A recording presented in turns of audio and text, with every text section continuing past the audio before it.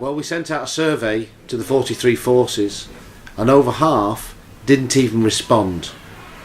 We haven't FOI'd those forces, but we've drawn the very, very firm conclusion that the vast majority of forces in the UK are not complying with European Working Time regulations.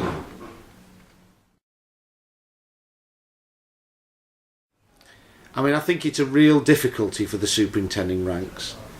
I think firstly we all know that we've got to be available to deal with critical incidents, and we're all very committed and want to do the best.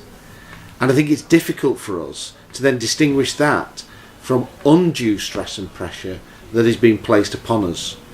And I think that's the great difficulty the superintendent ranks have with command resilience, that we really, really want to do a great job, and we find it difficult to disassociate doing a great job, responding to critical incidents, doing the great work on behalf of the community from some of the undue stress that we place on ourselves.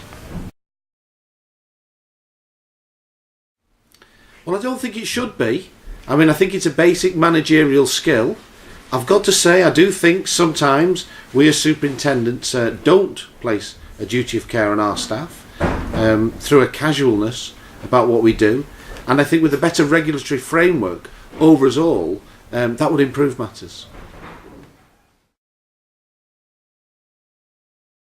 Well, and if so, how? Well, I mean, the answer to that is it's very clear. Of course, we should be setting an example.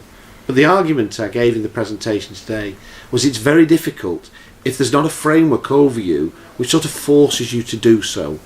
You know, as I said, we all love the job, and it's so tempting to stay longer, to work more hours, to put those demands on, to make us feel better about ourselves.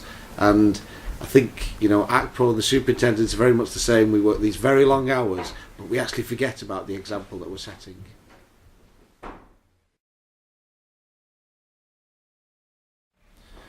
Well, I think the problem is the long-term damage that we're doing to ourselves.